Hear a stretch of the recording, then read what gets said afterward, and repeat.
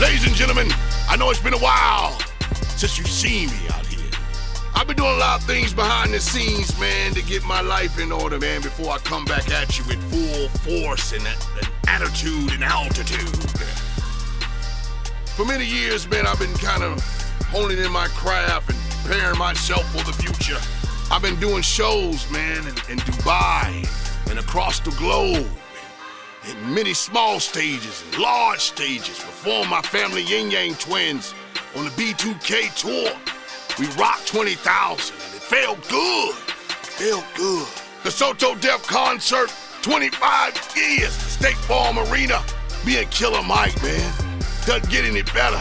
Never scared. I also did Boom 102.9 for 2 years, man. The State of the Union address on revolt about our black colleges. My famous seafood mac and cheese. The voice of the intro on the Maynard Jackson documentary on Netflix. The voice of the music of the Dirty Bird for the Atlanta Falcons. 4 songs for the Atlanta Hawks that's playing right now in State Farm Arena. What's up, Big Tigger? Co-starring in Deadly Dispatch, playing right now on TV One. Make sure you check me out. Crusher Consulting, LLC, unlocking endless possibilities. That's all we do. That's all we do. What's up, Storyteller? Let's go! Let me tell you something. You may not know this, but you're about to find out. I'm working on the album right now, humans and humettes and Homo sapien race. Prepare yourself. Bone Crusher is back, people. Yes. Hey guys, welcome to another brilliant episode of B.A.R TV. I'm your host, Miss Melanie. I have my beautiful co-host, Story of a Girl, here with me today. Hello. Thank you for joining me, Story. And we have 2 brilliant and resilient guests here, a power couple, Bone Crusher and Mrs. Crusher, Storyteller, right? That's right. So, welcome. They came all the way from Atlanta just to be here on B.A.R TV. We are on the Urban Music Report Network and filming here at YouTube Space, Chelsea Market. Thank you for joining us. Hey, thank you for having us. It's a pleasure. An icon, another one in my Khaled voice, because that's what we do here at B.A.R TV, you know? Well, you have an amazing legacy. I'm sure everybody knows who Bone Crusher is. But we're going to give them a little bit of Bone Crusher behind the scenes that they don't know what they don't know. We're going to give them. Right. So let's take it and do a little bit of a rewind here and start off with your entry into the entertainment industry. How did you get into it? I started in the early 90s, like 94. You know, a friend of mine, Greg Street, told me that you don't really officially become a part of the industry until you get your first check. So I got my first check for co-writing the remix of Getting It for Too Short. It's funny you say that. How long did it take before you got your first check? Oh, That's what I want you to get into before the bag. Before the bag was about, man, a while. So a lot of work you put in was basically for free. Of course. Right. It's like going to college. You know, you go to school to become something greater. Same thing with any business that you get into, anything you get into, you consider a career. You have to work hard at it, and you're not getting paid at first, but you put in those time, that hours, and all that sweat and tears, and then at the end, there's always a reward because you love what you do. Did you ever get to the point when you were putting in that, what do you want to call promo work, investment work, or however you want to label it, free work before the bag? Did you ever get to a point where you felt like maybe this isn't going to be it for you, and how did you overcome? No, because I love what I did. You knew you was going to keep going. Yeah. Bag or not, he was going to keep on doing it. I didn't make any money at it at all. Yeah. Because I love what I was doing. You Okay. know, I fell in love with hip hop in the beginning. Okay. Right? From the late 70s, early 80s, you know. I fell in love with hip hop as soon as I heard it.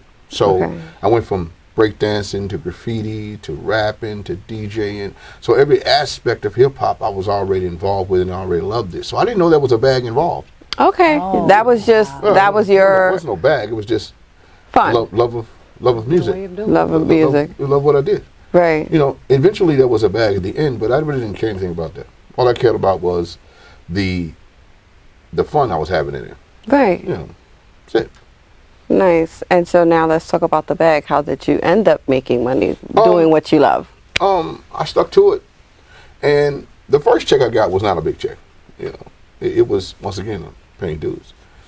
Too Short told me that he used to come to a club back in the day called the Oxygen in Atlanta, and he was like, "Yo, man, I love what you guys are doing." I used to perform with a band called The Chronicle. He was like, "Man, I just want y'all to do a remix of my song. Come to my studio." So we went to his studio, and my first check was $300, I think. So, but I got a platinum plaque out of it. Hey, and see, let's talk about that, because that's also something that's very important. Yeah. You got a platinum plaque out of it. So he did it. The first check was $300, which is not much. Right. Like, I'm speaking to the people that are not in this industry, that they'll sit there and they'll be like, well, you're not making money from it. What are you doing? You're wasting your time, right? But it's like, now, how many years later you can still sit here and say, I have a platinum plaque? Not many people can say that. Not many. So That's worth more than $300 or any dollar price that you can put to it, basically. Because at the end of the day, your legacy is based upon the history that people talk about you after you're done. Money is just paper that is created for the objective of swapping goods for people to people. Right? The energy that we share between each other is something that's more important. Right. Right. So the plaque and all the accolades, all that stuff, that is your history. Right. That's his story. That's your story. Right. And the only way that we know about greatness is not because of money. We know about because of accolades and because of greatness that was bestowed upon that time period. Right. So we talk about people not because of the money that they made. We talk about the things they've done for the betterment of that particular situation, of that genre, whatever they've done. That industry. Right. Yeah. Right. So when all of us go at one point, you always want to leave that last bit of legacy for your children's children, so they can have something to study to make them great and pass on that generational wealth. Right. So that's basically why I do anything I do. You know, I do it for the longevity of it. yeah, and the essence of life. Right. And for the love of it. Right. That's my only purpose of doing anything I do. And you mentioned children. Do you have any of your own? Yeah. How many? I have 2 that I made, and I raised 3 others. But you know, look how he acknowledges. Yes. I love it. Lovely. Nice. And how old are your children now? Are they supportive of your career? Yeah, you know, kids. Yeah, That it's stuff. cool, You just Dad. Dad. Dad. I'm corny dad. Corny dad, right? dad. They don't even know. Yeah, they don't care about that. They don't care about that. Like my kids can care less about this music business stuff. They don't like it because it takes me away from them. I was gonna say, is it challenging because it's so hard to put some kind of structure to separate and do family time, because we're always 24 hours got to be on the go, on call, available, so it can tie into taking their time away. Yeah, So they how do you address that with them? You know, I was very, you know, when Never Scared came out, a lot of people don't know that I kind of took a hiatus from the music business because I wanted to be in their lives for the first part of their life. Beautiful. So oh my I gosh, kinda I love stayed him away. more. Oh, I love man. that. I respect that more than anything that you could have done in the industry, because as parents, That's true. the most important thing is the seeds that we're bringing up and leaving for our future, right? So it's beautiful. Woo! Got me a little excited here about to hear that. I love it. Let's take a quick commercial break, and we're going to come back and talk more about your legacy and your iconic status, and then what you're doing now, right now. I don't know about all that, but appreciate you. Yes, thank you guys. Stay connected at urbanmusicreport.com for the hottest music features and videos, fashion reports, sports stories, entertainment news, and technology updates at urbanmusicreport.com. Stay connected. Welcome back. It's your girl, Miss Melanie. You are watching the Urban Music Report Network, and we have Bone Crusher here still with us now. Talk to me now. You broke into the industry, and you got your first bag, which you have the platinum plaque for. And what happened at that point in time after that? I went back to work. I went back to doing manual jobs in order to pursue my career in the music business. And what is your field of work outside of entertainment? Oh, well, I was a chef, so I cooked. Okay. You know, like even here in the Chelsea market, I did, but that's after that, though. But I was a chef for many years, and I worked in a lot of restaurants in Atlanta. Okay. And that's how I kind of kept bread on the table.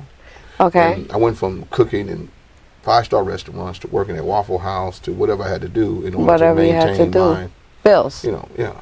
And I tell artists this all the time: if this is what you consider your career, you cannot have two masters. Right? You can't. It's like going to college. You can't study to be a doctor and also study to be a barber.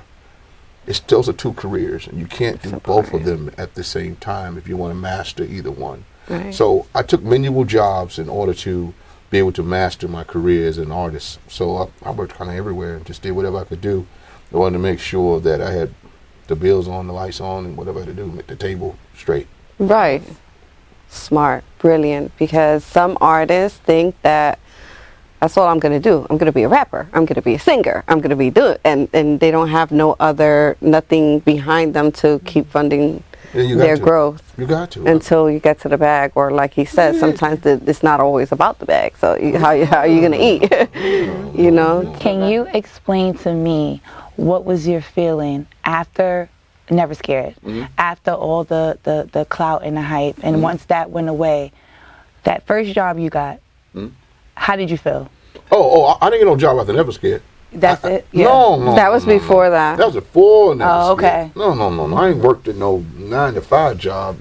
And yes, that's what I was thinking. Since Like, because people, after they have that big 2019. break, they don't want to do a minimal job anymore, even if they need to. You know, it could be 20 years from now, they had something going, they could be flat broke, and they still will not do a minimal job. So you don't have to do that after Never Scared. But that's because he put in that work ethic before. Right, Understand? right. But it's other jobs inside of the entertainment industry that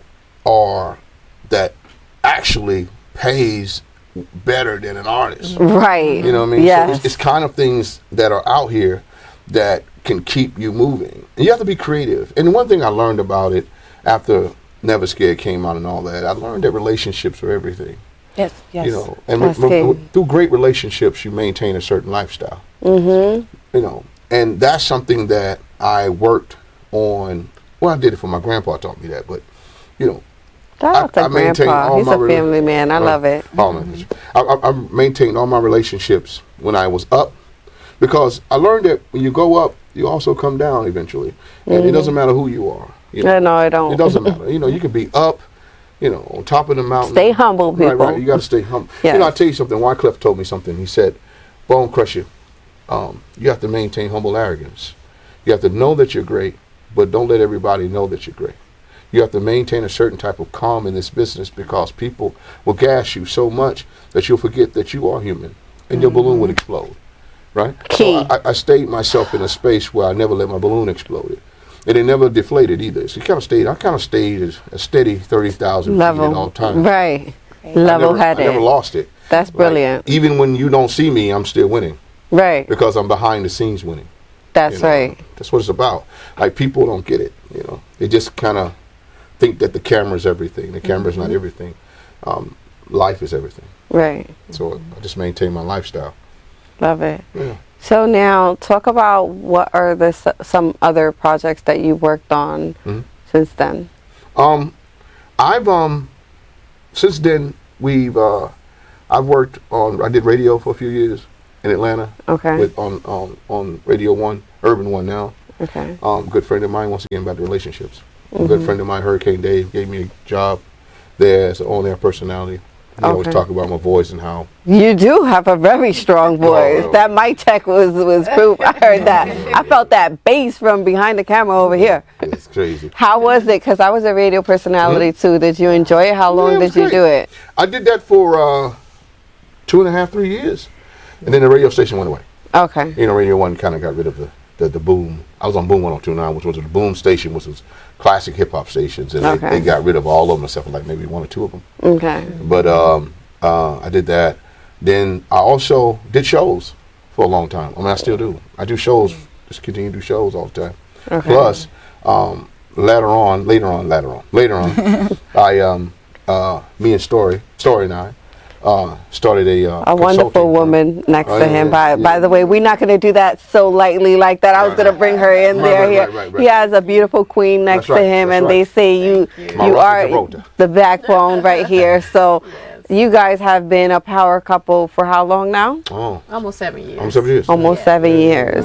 And tell me, how did you guys meet? I'd like to get into the love story here. Yeah, so a mutual friend of ours, her name is Felicia. She's a really big local name. artist there.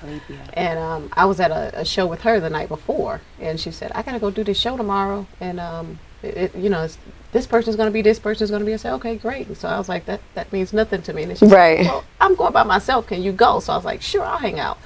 So I went the next day, and it was at MJQ. It's like a place looks like you go get an oil change or admissions done. It's like, what is this garage door? Where's it going to be? Hole in the wall. It's this underground club. Right.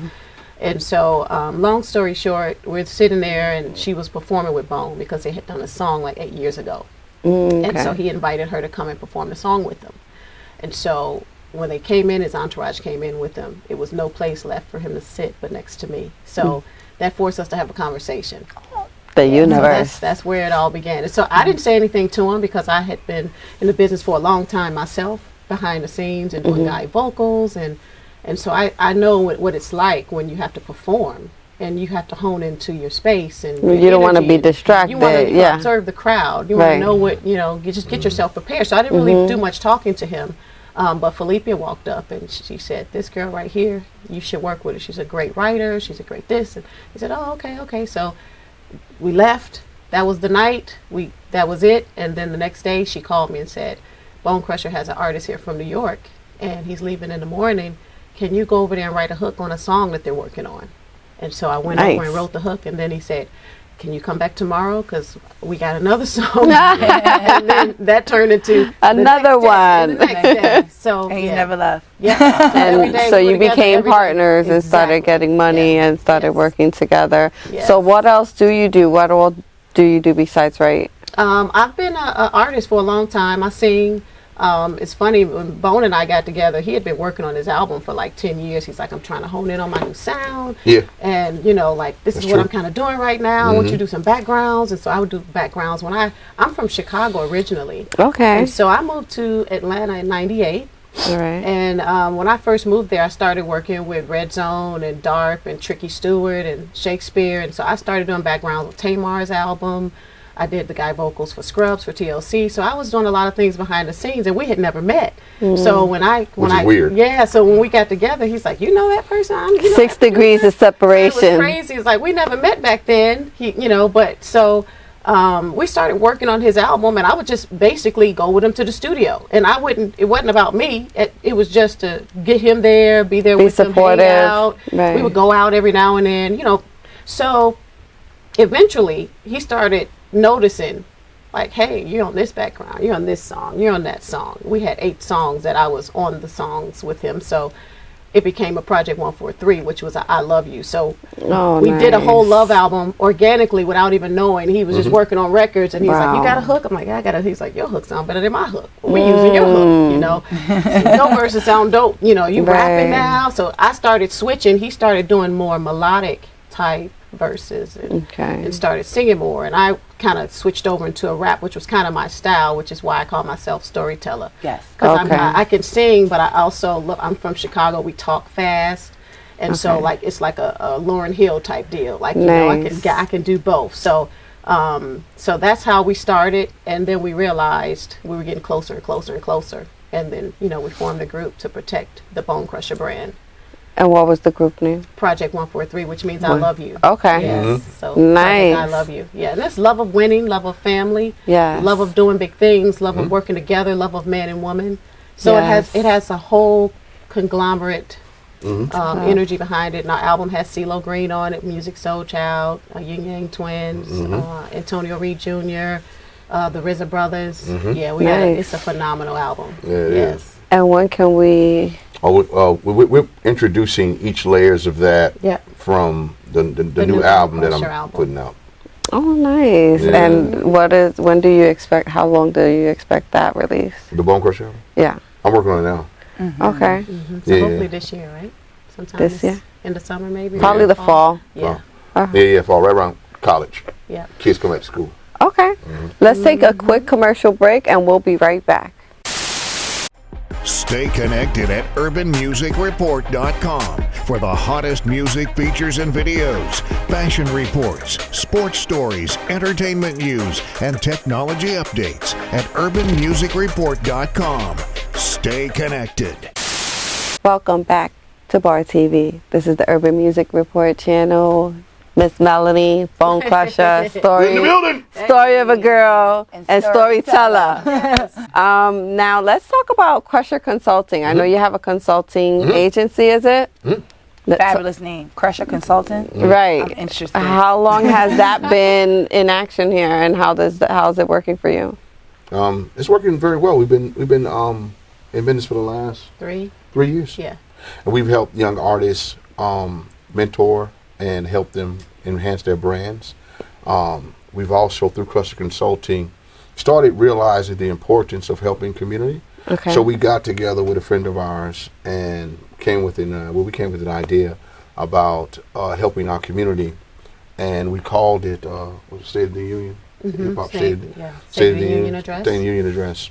And I called up a couple of our friends. I got T.I. I called T.I. told me and Tip kind of talk a lot of times about the importance of community, and even with Scarface, we talked about it. Me and Face talk about it all the time. He's actually running for office in Houston right now. Yeah. Which is Oh, really nice. Very nice. We're getting ready to help raise his campaign dollars. Oh my goodness. You got to send him my way. Send him my way when he's ready to do his press tour. Yeah. Send him this way. Right. Make sure you come by B.A.R TV. Brad. Send him this when we air it. I'm going to send you the link. Right. So, but that's we kind of sat down with another friend of ours, who is Greg Moore, who is the commissioner for the SIAC, which is the historical black colleges. One night we was just watching a football game, and he just started talking about fundage and how we can raise money for the colleges and how we can help our kids get to a better space. And I said, well, you know what? I said, let's put something together really dope that we can get people in the building that could start talking about this doctrine, how we can start raising money for our kids. Right. And he was like, yeah, Bone, because don't people know that? I said, well, they don't really know. They don't. Let's put them in position where they can know. So we got about, 300? 300 of the most influential people in Atlanta in one room. We had Wow. That's a Zim big. Shaw, who is the inclusion officer for the Atlanta Hawks. She was there. We had CeeLo there. We had Deb Anthony there. We had Shanti Das was there. Toomp, Kurt from Patchwork, Frank Ski from V103 in Atlanta. It was just a lot of really people that could influence. Tigger. We had Big Tigger on the Big Daddy Kane. The panel was Big Tigger, Big Daddy Kane, T.I., Kenny Burns, Yes. myself, Joycelyn Wilson, who is the curator of hip hop studies for Georgia Tech, and we had Greg Moore, who is the commissioner for the SIAC, and we kind of got in the room so we can talk about it. And through that talking, we found out that CeeLo was very interested in helping restore Payne College, which is a historical black college in Georgia and Augusta. So we connected the dot on trying to get that doctrine going where CeeLo and Greg Moore and everything with Payne College could come together. Nice. And I know that it's going to be something fantastic for our kids, and once we get one of them going, we're going to get everybody. We'll knock all 14. We knock all 14 of the schools out. We're going to get all the schools collectively debt-free. Nice. Yeah. That's a great. Yeah. That's something amazing to do. Big. That's So- big right there. I pray for y'all. It's really important. And that means so much to Story 9. Yeah. Because that alone, that has nothing to do with money. Oh, there you go. See what I mean? You know what I mean? It has everything You to money do with- hungry people. Right. It's about. It is bigger than philanthropy. Yes. It's creating cultural wealth, and we're trying to make sure we instill that in our kids. I'm at an First age time now I where ever heard I'm a beyond. Right. Cultural Wealth. Right. That's crazy. That's It's the important. first time I ever heard that. It's important. And being from Atlanta, I see cultural wealth all the time. Whereas I go downtown, I see all the bronze statues of Andrew Young, Maynard Jackson, John Lewis. All our streets are named after black men. So I'm don't realize, but I'm subliminally influenced by greatness. Nice. And I think that that's why Atlanta's thriving the way it thrives now, because we don't know that we're not supposed to be dope. Right. And that's the difference between a bad kid and a great kid. Is that if you don't tell a kid they can't do something, you never know what they can do. Exactly. Like my son plays piano, and he don't even know why he does it. He don't know why he does it. I never told him, man, you shouldn't be playing piano like that, man. I never made him think that he couldn't play piano. Right. He never learned. He just you never put no limit to him. Playing the piano, and he's really good at it. But I've always encouraged my kids to do something that they want to do. I've never ever told my kids they can do anything, which is kind of dope. Kind of dope, yeah. No limits. Do what you want to do. But sometimes they get a little wild. But hey, you let them be them. The key is to be you. Yeah. I guess so. But that's just something that we did, and I think that even with our ethical business, that's our motto: is unlocking endless possibilities. It's about ethical business with our people, and how we can start pushing that doctrine. We're trying to be the example, and we do contracts, and we promise you what we're going to do. And so that way, make you promise what you're going to do. Right. And most people don't do that. Holding each other accountable. Say. Exactly. Accountability is not there. Right. So we want to be that. They blame the regulators. They blame management. That's right. They blame everything. And we always under promise and over deliver. Nice. That's one of the things we love it. Yes. Yeah. That's it. That's us. That's us. Now, we have a lot of young artists. We and athletes. And established artists. We counsel help rebranding, right? Rebranding, counseling. They might call with something happened with their wife or their family. Yeah. Like in the middle of the night, we've gotten out of our beds. We've left dinner. Yeah, drive to their houses and sit. I mean, well-known artists, people that's just in need of a good ear. Right, yes. So, we do a lot of that, too. So. A dead ear. Which means that it stops there. Exactly. That's the most important part right there. Yes. Confidentiality, trust, loyalty, all that. Yeah, street ethics. Yes. We have those. Yes. Yes, that's important too, because not everybody in the entertainment industry comes with street ethics. And that's very important. Very important. So what's your take on the music industry right now? Well, it has to. The music industry does what it does. Every generation wants their own. Like T.I.'s put that. They want their own. Every generation wants their own. So let them, they got to kind of figure it out, and let them. I was caught with another blogger talking about it at the moment I was kind of on whatever I was on. And I was like, it's creating a retardation thing. But then I had to think about it, and I said, well, that's the same thing that our parents said about us when we forget that we were young at one point, and we didn't know all the answers either. Right. But I think that the only thing I don't like about this generation is it's driven by drugs. Yeah. And that's the only Talk thing about it. Everything else is cool because you're going through what you're going through. But the drugs, the synthetic drugs, is just something that I just can't. Killing the culture very badly. No. And the thing is, in our generation, I put myself in your generation too. It was more, not that it was okay to be the drug dealer, but it was like, if you're gonna do anything in the streets, you're not gonna be using the drugs. You're gonna be making money from it. Now it's like. Popular to talk about how many drugs you're doing. I feel like it was a silent thing back in the days. It wasn't okay to say, "Oh, I'm doing this, I'm doing that." Oh, I'm smoking crack today. Cool, unless you're doing something. No. You understand what I'm saying? Like along with the crime, they promote it. Kids are going and committing crime, so it's like, oh, look at my rap sheet. Like I can rap about it now. Right. Arrested last week. Like so they're doing petty crimes and giving themselves records and felonies. They think that's gonna take them. Because when they check back. So it's like this whole credit thing. Like, okay, well, your street cred is checking back, okay. So you did all of that, okay, you can rap about it. No. It's crazy. It's horrible. Now, I want to move along quickly before we wrap up here. I know you sent me a trailer, and you have crossed over into filmmaking, is it? Or I got a movie. I got a lot of stuff going on right now. We both. Let's run through these projects before we wrap up. Make the best out of this promo. Yes. In July. Latter part of July, 28th, I am co-starring in a movie called Deadly Dispatch with Tamala Jones, Stephen Northleaf, Dominic Perry from Insecure, and it's called Deadly Dispatch. It's going to be on TV One. Okay. So I'm doing that, and then I have I'm doing theme music for the Atlanta Falcons this year. I got about 4 or 5 songs playing right now with the Hawks, the Atlanta Hawks. You got to send us those songs, yeah. Yeah. What else we got going on? Oh, we got a very successful macaroni and cheese business that we have.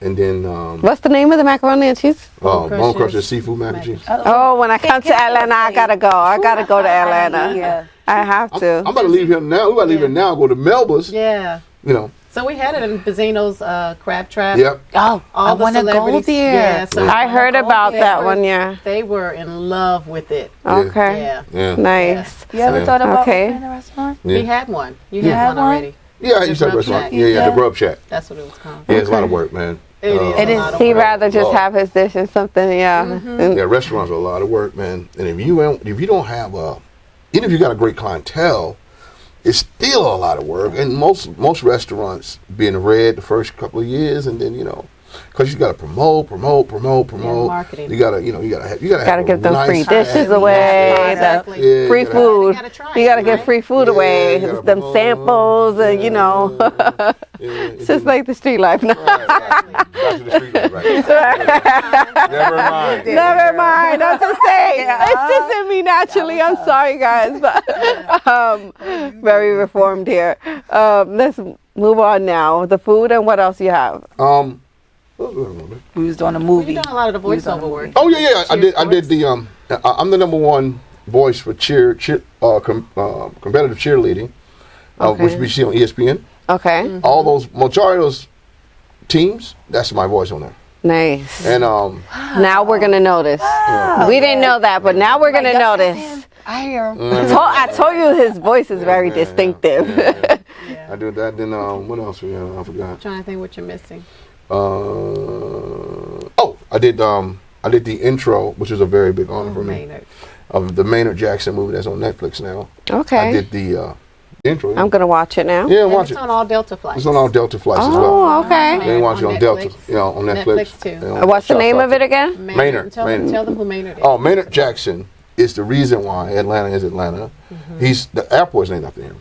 Okay. It says Hartsfield Jackson. The Jackson is Maynard Jackson, who was the first black mayor of Atlanta, Georgia. He taught us the importance of local politics in the community.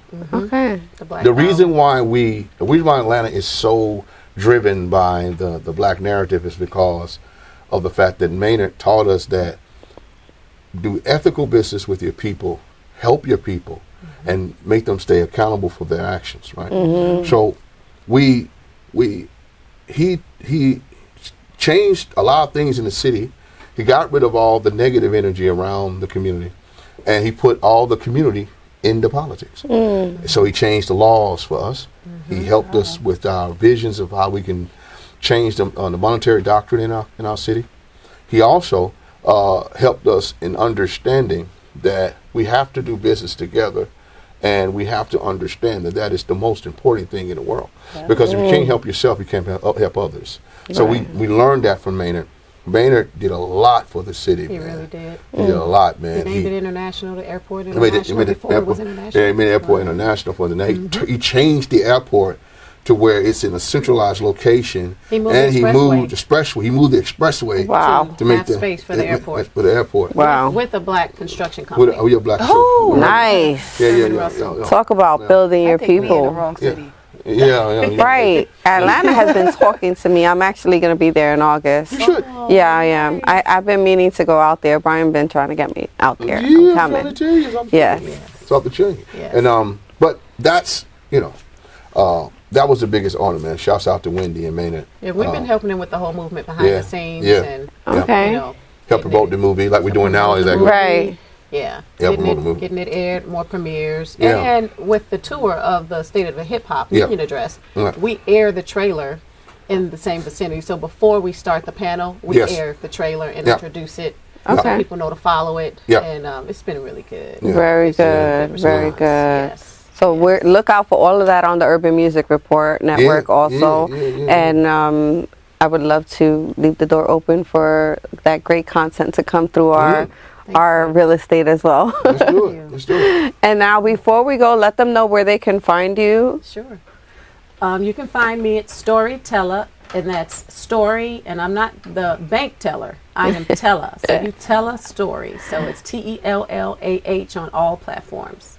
Okay. Oh, you can follow me at the Real Bone Crusher on Instagram, Our Love on Facebook, Planet Crusher on Twitter.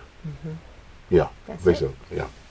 Well, thank you for giving B.A.R TV this exclusive interview. Yeah, I appreciate you both, and you guys have definitely impacted the viewers on B.A.R TV and the Urban Music Report. So thank you for giving back to the culture through our platform. Thank you for having us. Thank you for watching. That's a wrap.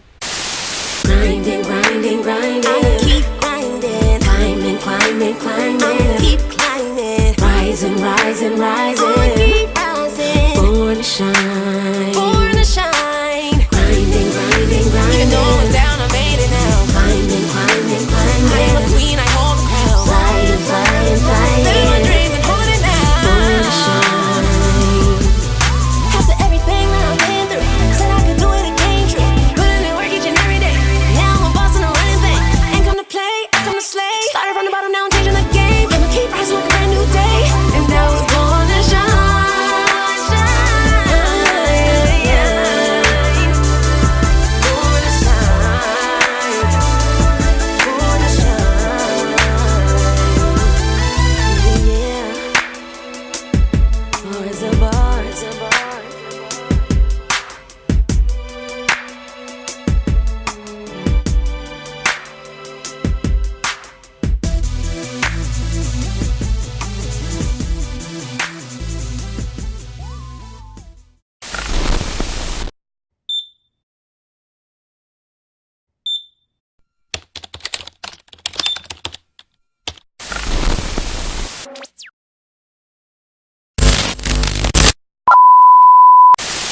Hey, hold on. Before we cut, can I get an attention? Yeah. Go ahead. Shit. I need that. Yes. Ready? Go. 3, 2. Kid dog!